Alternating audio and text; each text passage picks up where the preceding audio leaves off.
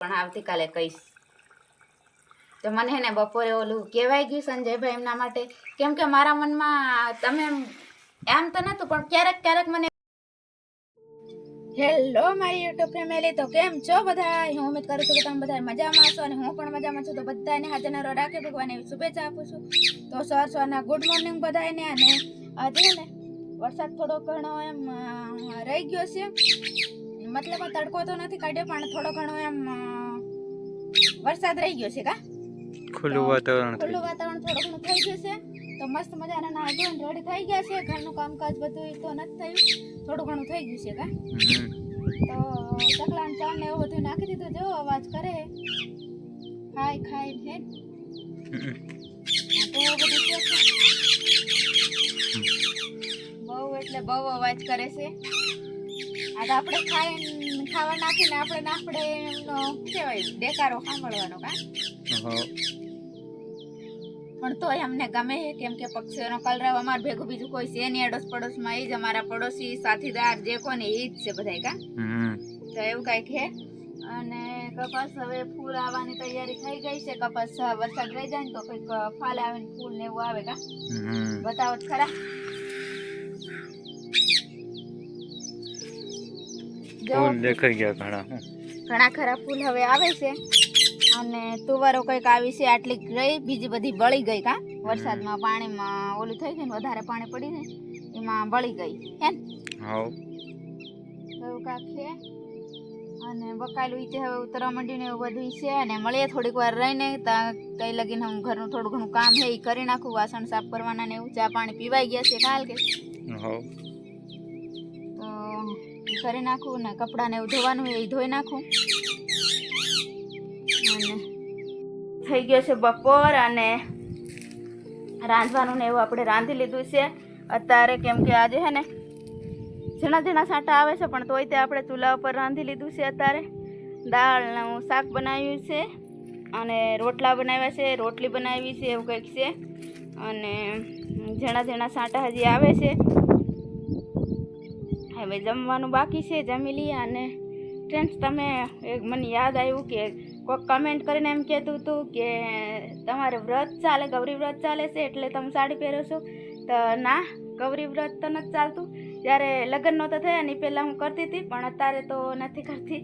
પણ હું કે મારા વરસાદી વાતાવરણ હોય અને સાડી બધે એમ જૂની થઈ ગઈ ને એટલે સાડી પહેરું છે. કાલ કે અને અલ્કેશ કે સાડી નવા કપડાં લેવડાયા કરે, સાડી પહેરતી હોય તો એમ કે ને. એટલે પછી મેં કીધું સાડીઓ નકામી પાડી રાખવી અને ઘરે જવું, નહીં લાવવું, આખો દિવસ લઈ જવા અમને અગવડતા પડે એટલે માપના કપડાં રાખી. એટલે અને એવું છે. અને બીજા કોઈક બે વાર કમેન્ટ હતી કે તમારા સંજયભાઈની શું સગા થાય એમ કહેતા હતા. અને કોઈક કમેન્ટ કરીને એમ કહેતું હતું કે અલ્કેશને કહેતા હતા કે સંજયભાઈના મોટા ભાઈ હોય ને એવા લાગે છે. તો અલ્કેશ શું કહેવું તમારું? સંજયભાઈના મોટા ભાઈ છો તમે? જોરથી બોલો, અવાજ નહીં આવતો હોય. તો અલ્કેશ ના પાડે છે, સંજયભાઈના મોટા ભાઈ નથી. પણ અમે યુટ્યુબ દ્વારા જ મળ્યા હતા. અને જો સંજયભાઈના અલ્કેશ મોટા ભાઈ હોય તો અમે સંજયભાઈ અમારે સાસુ સસરાને અમે સમજાવીએ કે આવું ન કરાય એમ. તો અમે ઘરે નહીં બોલાવલીએ સંજયભાઈને નહીં અલ્કેશ, કેમ કે ગમે આ તો ભગવાનની દયા છે, કંઈ થાય તો નહીં. પણ કાલ ઉઠીને ગમે આમ જાય, ગમે કામે જાય, ગમે એ થાય તો કોણ જવાબદારી રાખે? અને અત્યારે તો નાનું છોકરું આવી ગયું છે તો ભૂલ તો બધાય નહીં થાય એમ નહીં. અને આ એક પહેલી વાર આ થયું હોય એવું તો શહેરની દુનિયામાં કેટલાય કરતા છે. એમને જોઈને જ આ બધું થયું છે. તો પછી એમને વિરોધ કર્યો એ સાચી વાત છે, ના નથી. પણ એટલો બધો વિરોધ નહીં કરવો જોઈએ નહીં અલ્કેશ, કે હા એમ આટલું બધું નહીં કરવું જોઈએ એમ. કે હવે તો નાનું છોકરું આવી ગયું, થોડું ભલે ઘરે નહીં બોલાવત કાંઈ નહીં, પણ એમને આવવું જવું તો ખરું જ પડે નહીં. તમે કુટુંબનો રાખતા હોય તો ભલે ને રાખો, પણ કે આવતા હોય, મળતા હોય, ખબર અંતર ખાલી પૂછતા હોય ને તો એમના હૃદયમાં થોડું ખારું લાગે નહીં.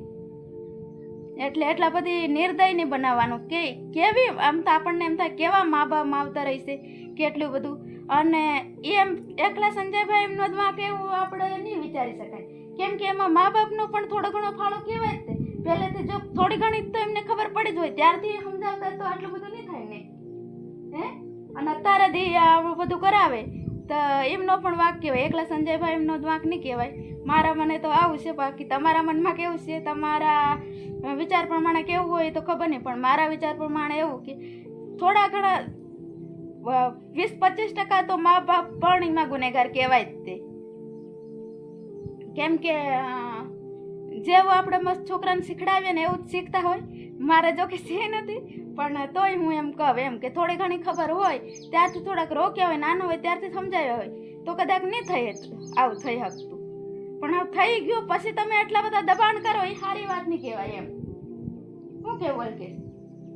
મારા મને એવું છે, બાકી મારે કોઈના ઘરની આપણે કહેવાય નહીં, પણ તમે બધા કમેન્ટ કરીને કહો કે અલ્કેશમાં સંજયભાઈના મોટા ભાઈ એવો લાગશે, તમે તમારી બેન થાય ભાઈ થાય એવું બધું પૂછો ને એટલે તમને કીધું નહીં અલ્કેશ.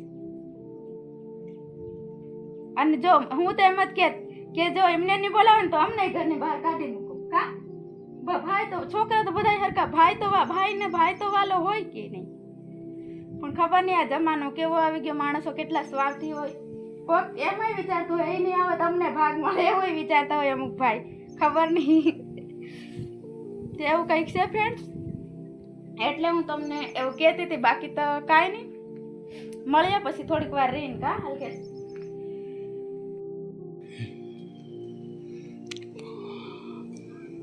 હલકેશ હાલો, ખાવા માટે તૈયાર થઈ ગઈ છે ડીશ. આવું કંઈક મેં મગ છોતરા વગરની મગની દાળ અને હલકેશ માટે રોટલી બનાવી અને મારા માટે રોટલો બનાવ્યો. કા મસ્ત કકડો કકડો. રોટલી મને ભાવતી નથી ને એટલે કેમ. હાલો તો જમી લઈએ પછી મળીએ. સબ્જી બનાવું દેખ લઈએ. શેની સબ્જી બનાવે? આ છે ને કંટોલાનું શાક, પણ છે ને કેવું બનાવ્યું ખબર? રસાદાર, રસાવાળું બનાવ્યું. કેમ? કેમ કે મકાઈના રોટલા તો ચોળીને ખાવાની મજા આવે ને. હા એવું છે ને, મફતમાં મળતું શાકભાજી ને કાયમ લાવીને ખવાય. આપણને મફતમાં મળે, બધાને નહીં મળે મફતમાં. કેમ કે ટેસ્ટ એવો ને એવો બન્યા રહે ને એટલે અલગ અલગ સ્ટાઈલ બનાવે ને. હા કેમ કે મફતમાં મળે પણ પછી પાછું મફતમાં ખવાય નહીં. રોજ ખાવે નહીં એમ, રોજ રોજ નહીં, પણ 2 દિવસ ને 2 દિવસ આપણે બનાવતા જ હોય કંટોલા. અને સેન તઈ લગી ખાઈએ, કેમ કે આ કંટોલા શરીરના હૃદયનો રોગ હોય ને એના માટે સારું એમ. થોડોક થોડોક આમ શ્વાસ લેવા, શ્વાસ ચડતો હોય એમ તો સારું રહે એટલે. અને આમ તો આપણે કામ કરવાનું હોય એટલે સારું રહે ને. અને ઓર્ગેનિક જેવું કહેવાય ને એટલે સારું એમ, બીજા શાકભાજી કરતા. નહીં આપણે વાડીના ઓલા શું કહેવાય ઓર્ગેનિક જ જેવા હોય એમાં ક્યાં આપણે બધું આપણે ઘી સોડા ને બધું અમારે દવા વગરનું જ છે ને વાડીનું ખાવાનું. એટલે ઘરનું હે એટલે વાડીનું હે એટલે સારું રહે. પણ તોય આના જેવા નથી આપણે વાવ્યા કે કાંઈ નહીં એમ. તો કાંઈ નહીં, બીજું હું રામ બનાવો મકાઈનો રોટલો અને કંટોલાનું શાક. અને હું કહેતી હતી બીજું કંઈક કહેતી હતી ફ્રેન્ડ્સ, પણ આવતીકાલે કહીશ. તો મને હે ને બપોરે ઓલું કહેવાય ગયું સંજયભાઈ એમના માટે, કેમ કે મારા મનમાં તમે એમ તો નહોતું, પણ ક્યારેક ક્યારેક મને એવું થાય કરે કે હું જ જઈને એમના મા બાપને સમજાવું. ઘણી વાર મેં સંજયભાઈને કીધું ખબર હું જાઉં, પણ સંજયભાઈ ના પડે કે એમ ના માને એટલે. બાકી મને એમ થાય કે હું સમજાવું એમ થાય. સાચી વાત કન્યાલ કે સાચી વાત ને મારી? સાચી વાત હે. હાલો હવે. અને બીજાને એમ થતું હોય છે કે મા બાપને આવું કરી ભાગી ગયા કામ તેમ, પણ મને મારા મનમાં એમ કે ઈ પહેલી વાર એમને જ કરી હોય ને તો અલગ વાત. એ તો આગળથી પહેલેથી થતું આવે અને થાય, એકબીજાને જોઈને બધા શીખી. એમને એમ કઈ ડાયરેક્ટ ઈ જ ભાગી ગયા એવું તો છે જ નહીં એટલે.